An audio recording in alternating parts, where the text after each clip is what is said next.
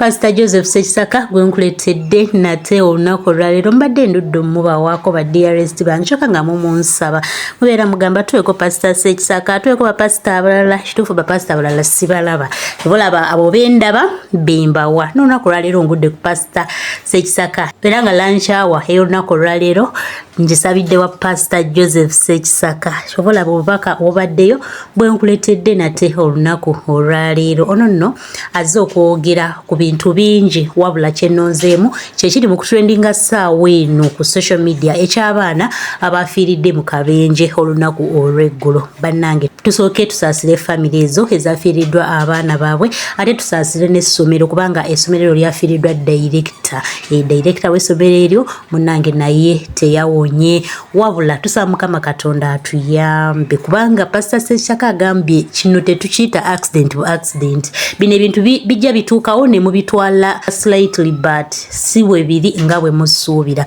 Tujjukire nti lino essomero kati lyakusatu mu period ya wiiki emu oba weeks bbiri bana essomero lyabwe libadde lyakusatu nga bafuna obubenje. Twalabako essomero eryafuna akabenje train be yatomera oba basi ondooza yatomera train yes ne babanga bafuna akabenje wabula twebaza Katonda nti muntu omu yafaamuko abaana bangi bakosebwa naye at least obulamu tebwagenda nnyo naye kana akabenje kakilemiza obulamu bw'abaana 21 nga kuliko abasomesa 5. That was too bad. Mukama Katonda atusaasire bannange wonna we twasobya atuyambe kubanga ffe ng'abazadde tusigadde mu maziga ze nkugambye ne woba toyina ziga naye ng'oli muzadde kiri kikutuula mu mukwano n'obanga okaaba. So tweyongerera ate okusaba Mukama Katonda atuyambe embeera eno eri mu ggwanga mu kaseera kano ebeerenga egwawo because tewali muzadde ayagala kutunula mu ntaana ya mwana we ge mazima naye nga twongere okusabira abazadde abo Mukama Katonda abagumye because yeyo kasobola okutegeera bye bayitamu mu kaseera kano. Kamba Pastor Sekisaka bambi nga ayogera ku mbeera yate n'obubaka obulala bungi bwakuletedde era bwenkuteereddeko ka clip kano. Mukama Katonda akunkumire obeere bulungi. It's life in Christ. Afflict a house of somebody. Basobola okubonyabonya ennyumba oba abantu b'omu nnyumba emu. They can afflict a church. Basobola okubonyabonya ekkanisa. Taking spirits of those people belonging to those churches. Batwala emyoyo gy'abantu abali mu kkanisa eyo. They can afflict a village or a territory. Basobola okuleta okubonyabonyezebwa ku kyalo oba ku matwale. Amen. You find people, they are always in sicknesses, they are always in troubles. N'osanga abantu nga buli kiseera bo babeera mu mitawaana babeera mu ndwadde. Like as today we are experiencing, you have had some of you, the children are dying. You wonder why school buses are the one getting accidents. Nga leero ngoye mukiwulira abaana bali mu kufa ne weewuunya lwaki amasomero basi zaago zigwa kabenje. Amen. Amina. There is something. Waliwo ekiriwo. So we need to deal with that. Tulina okirumbagana ekyo. We need to deal with that. Tulina okikuba. Like there is a family today. Waliwo ennyumba olwaleero. A family today. Ennyumba leero. The Lord is visiting you. Mukama abakyalira. The Lord is visiting you. Mukama abakyalira. Every burden of affliction buli mugugu gwonna ogw'okubonyaabonyezebwa that was loaded on your shoulders. Ogwateekebwa ku beegabega byammwe. Today leero you are crossing from that zone musomoka okuva ku kazinga ako to the zoning of God. kuyingira mu kazinga ka Katonda. You'll have joy. nja kuba n'essanyu. I see tents of joy. ndaba weema z'essanyu. Your family members, ab'ennyumba, that they will be camping for joy, for celebration, for peace. kulembirembe n'essanyu. That person, the Lord is visiting you. Omuntu oyo Mukama akukyalira. And your family members. N'ab'ennyumba yo. Your family members. N'ab'ennyumba yo. I don't know whether you don't hear this microphone. Come on, can you open it up, please? Amen. Amen. And then we saw another kind of zoning tulaba ekika ekirala eky'okutebwa kazinga whereby they make our spirits sick. waleetera emyoyo gyaffe okuba emirwadde. Sick. Okay, it can be connected to the other area of being a weak spirit. kale kiyinza okukwataganamu ku kiri eky'okufuula omwoyo gwe okuba omunafu. Amen. Amina. But this, they do it more. Naye kino ate bakikola nnyo. Men at the fighting spirits. Ddala ennyo eri emyoyo egirwana. Spirits of intercessors, spirits of, we like warriors of God. Egy'abeegayirizi, bannaggwana abalwanyi ba Katonda nga ffe. May there are moments when God, shows me or shows other people. Nsobola ebiseera Katonda bw'andaga oba walaga abantu abalala. When these zonings or these demons. Nga obusinga buno oba emisimu kineeno. Amen. Amina. They are on my spirit. They are after my spirit. Gyagala mwoyo gwange kinkigganya. So my spirit may be, sick. Omwoyo gwange gusobole okulwala. A sick spirit. Omwoyo omulwadde. Let me tell you this. Kankugambe kino. Let me tell you this. Kambagambe kino. It cannot feel things. Guba tegusobola kutuukiriza bintu. So some of us, we need God to carry us from those sick spirits. Lwekyo abamu ku ffe twetaaga Katonda tujje mu kwayinja akakeberwa emirwadde. To a healthy spirit. Tufuula okuba emyoyo egiri mu bulungi bwabwo. Somebody somewhere, may the Lord help you to experience this. Wabeewo omuntu Katonda gw'ayamba okukifuna kino. We saw number 5. Tulaba ekyokutaano. Another zoning is the zoning of spirits in captivity. Kuteekebwa kazinga akalala gy'emyoyo giteeka kazinga k'obuwambe. Bakwata emyoyo gyammwe ne bagiyingiza mu buwambe oba mu busibe. They get your spirits and then they make them to be captive. Ne babateera ddala mu makomera. They put you in prisons. Amen. Amen. This is very common. Kino kiri ku bangi. Very, very common. Kikolebwa ku bangi.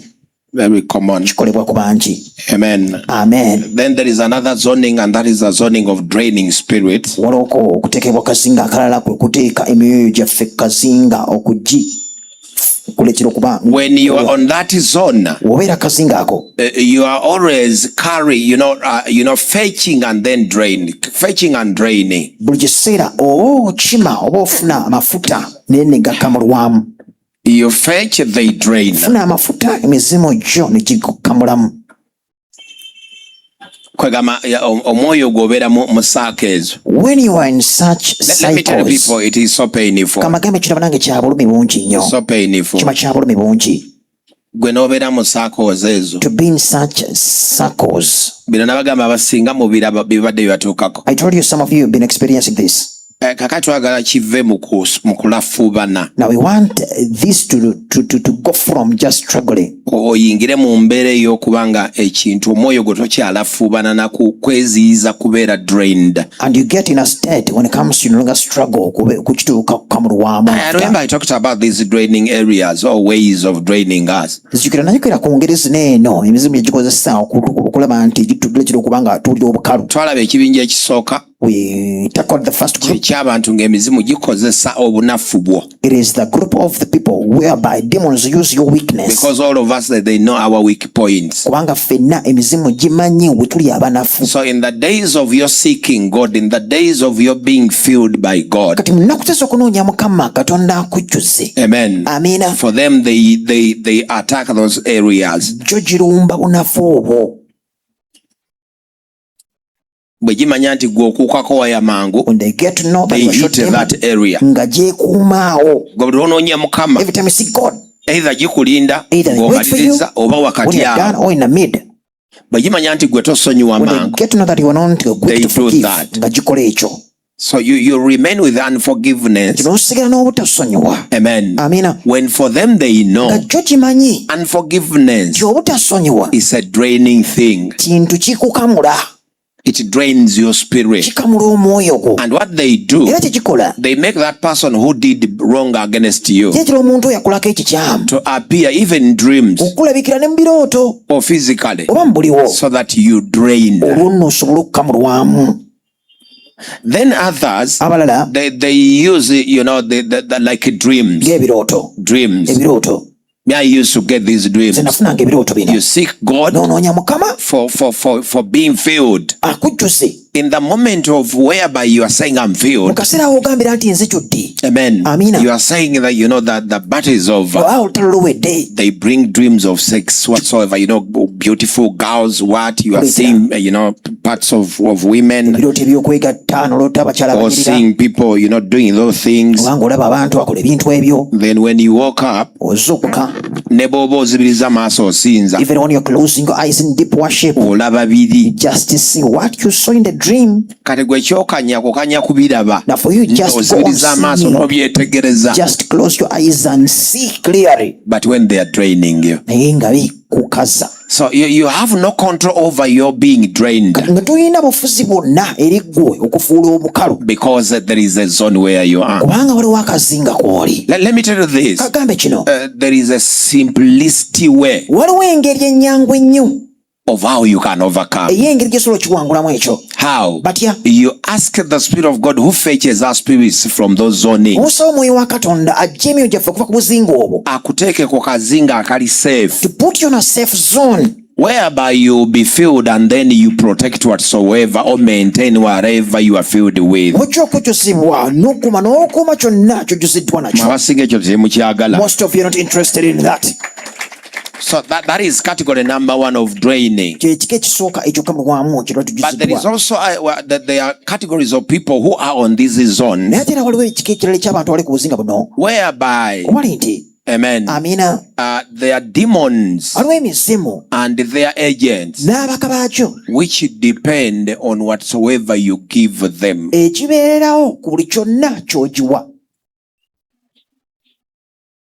Hallelujah. Amen. At times we call those people living sacrifices. Oli saddaaka ya muntu, oli saddaaka ya kyoto ekimu. You are someone is sacrifice, a sacrifice to a certain altar. Gwe buli kyonna ekikuvaamu. Everything which comes out of you. Waliwo omuwalanga oyo yatuwa n'obujulizi. She opened my eyes by therefore something which I didn't know. There is a lot of mine who give us a testimony. There she is. Yagula amaaso gange nendaba kinali simanyi. That in that zoning of draining, mukazinga akakukamulwamu kiba kifuye. Even tears are precious on the altars of the devil. N'amazika kya muwendo ku byoto bya Setaani. Kale golaba ebintu bijja buli kaseera n'okaaba ennaku ekujjula n'okaaba.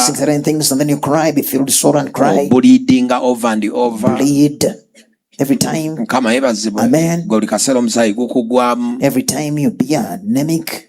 Buli kaseera amazzi otuyana ne gakuvaamu. Every time you are hydrated. Ofuna ebintu ne bikozesa bw'ofuna embuto n'owandula baketi y'ebyovu. Demons and they use you get a bucket and then you spit out spittle to fill up a full bucket. Some people they release discharges, some men get wet dreams. Waliwo enkwasi zibavaamu abasajja abamu mbeera otolera. Some people they sus on beds. Abamu bakufuka ku buliri. When really your spirit is, when it is your spirit, when your spirit, it is the one on a certain zone that being done on it. Because I've told you, whatever wants to do anything when it comes to our bodies or physical world, it has to ride on the spirit of somebody. Are we together? Yeah. Amen.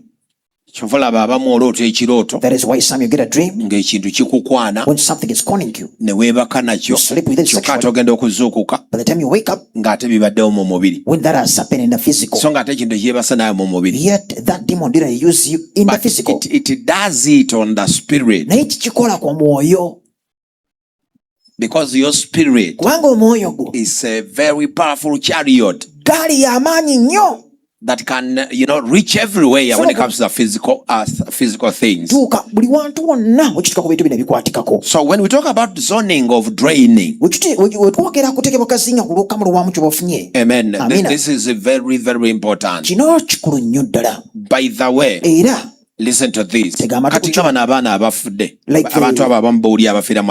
Children who died, and even some people you hear who die through accidents. There is only people in this.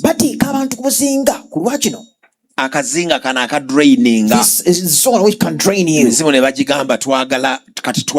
Because life of somebody, your life, when someone dies, not dropped death.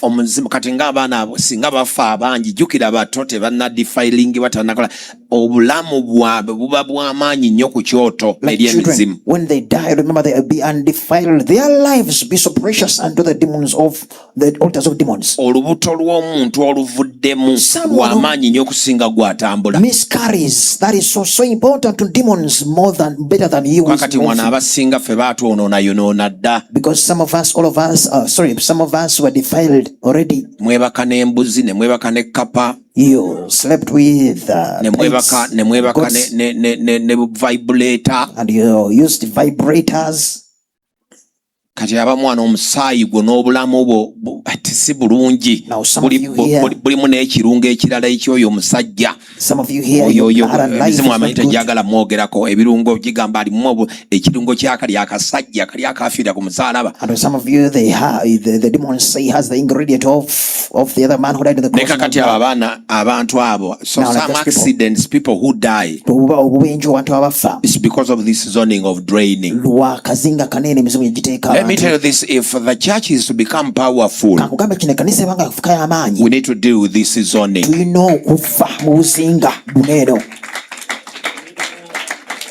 Bajetuma mu nguudo. Send them along the roads. Gigenda gidraining omusaayi. To go drain people's blood. Bamalayika ne bagiremesa. And angels into them after. Bagiba gya kika kyammwe. If they are of your clan.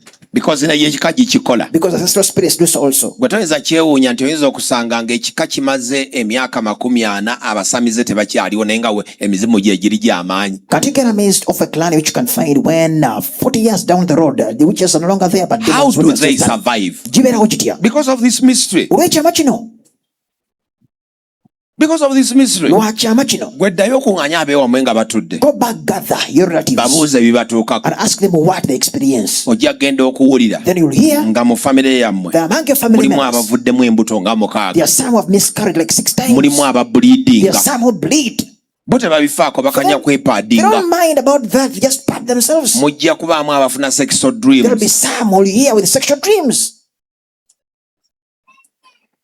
Olosisa omuyangamba bonga balota jjajjaabwe. Jjajjaabwe yabakozesa jjajjaabwe n'ekirooto kya jjajjaabwe yafa. The grandfather of theirs they would dream. Ne bagamba si jjajja oli. And I told them it's not their granny. Musambo gweyita gujjajjammwe mu kika gwe gunywa. No, it's a demon which calls itself a grandparent in your clan. The one which drinks from you. You are part of that zoning. Naawe njagala laba omwoyo gw'omulokole. Imagine about the spirit of a born again. Bw'ojja wano mu kyaki. Naye ate eri oli mu kiyise. But when you congregate inside, naawe okima. You also go and naawe osupplyinga. You supply them. Nabagamba, I told you, Yesu yagamba nti omwoyo bw'alijja mu ffe tulivaamu emigga egy'amazzi amaki. Rivers of living water will flow out of our bellies. Omuntu avaamu omuntu ajjudde emigga. A person or a human is filled with rivers. Kati ffe abatakimanyi, now for us who don't know that, you become a supplier, a feeder of the altars of demons. Naddala eby'emizimu gy'ekika. So for these demons are strong. Amen. Amen. Not because they are sacrificing on their altars. Yabamanyamu abamugenda kubeera stubborn. Mulinnye ennyonyi, mugende e Buwalabu, mugende mu America, mweteeke mu kanisa zino eza Church of Uganda, abagamba nti tuli balokole. Amen. Negigamba tulina obbalabuukirira bajja kweyingiza mu bazuukufu bagende beeyingize mu balokole. Kaka tulina okuteekawo kazooni emyoyo gye tugikuumira ffe tunywanga tebategedde. Ffe tugamba tutya omulokole. You are not supposed to be part of those zonings. Nti naawe